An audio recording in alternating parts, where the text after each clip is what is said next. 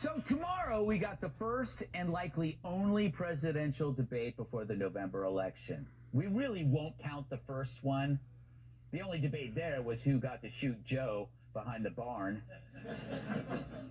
But as Trump pulls back ahead in the polls, the stakes for Kamala in this debate are as high as Hunter in a titty bar champagne room. For Kamala Harris must convince the voting public that she's not Kamala Harris. That she's not the dope for the last 4 years who was yucking it up like a hyena on ecstasy.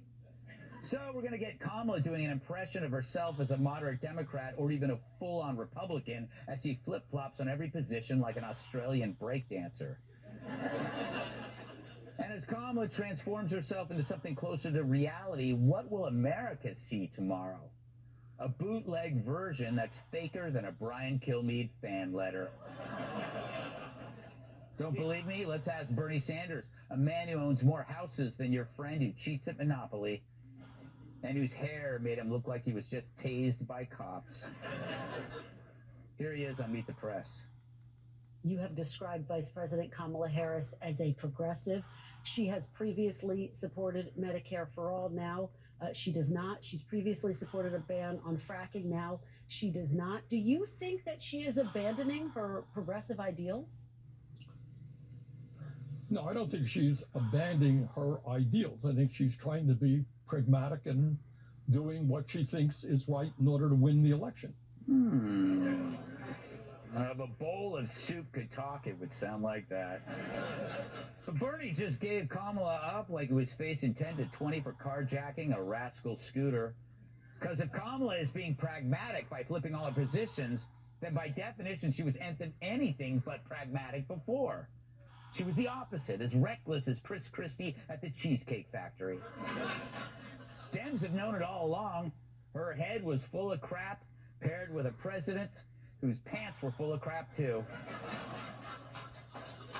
So while Bernie asserts she's just doing it all to win the election, admitting it's all a front, he also admits that Trump's positions are far more pragmatic and therefore way better for America.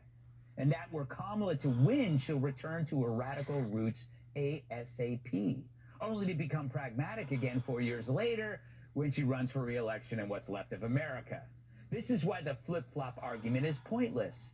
If only she would flip-flop. No, she flip-flop flips. But we have no proof she will remain true to these new positions. It's a grift, an arrogant insult to her own supporters. Now, this is the second time the veil has dropped. You remember Joe Biden, right? The guy at the beach? He might be the first U.S. president in history who meets his end by being impaled by a windblown umbrella.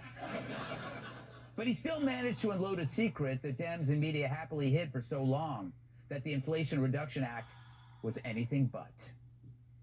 I'm proud to announce that my investments, through my investments, the most significant climate change law ever. And by the way, it is a $369 billion bill. It's called we should have named it what it was, but at any rate. Well, anyway, it's kind of scary. The leader of the free world is one step above driftwood. But imagine how many people worried about overprices of food and gas, and they were led to believe the White House was solving that with this bill. And it was just a Trojan horse meant to hide billions and billions and billions in a climate swindle. How can you vote for these lying scumbags again? Say what you will about Trump, America knows exactly who he is, a guy who's literally willing to die for his country. But with Kamala, America's getting a Tinder date. And her whole party's catfishing us, sending us pictures of Megan Fox when we're really getting Red Fox. I'd rather have Red Fox. Yeah. We see her on our phone screens, but we won't actually know her until after November 5th when it's too late. And so Kamala's honeymoon has lasted as long as Ben and J-Lo's, but this time, it's the media that's the giant ass. The latest New York Times Siena poll has Trump pulling ahead of Harris in the popular vote. Worse, she's falling behind among men in battleground states like Nevada and PA. Of course, Dems are freaking out and pointing to misogyny as the reason why. But if Nevada hates women, then explain the Bunny Ranch. thank you. So as you watch the debate, remember that no matter who says what, there's only one party hiding its candidates like eggs on Easter. If your only strategy to win is to hide your true character, what's that say about you, your party, the media that's in on the ruse?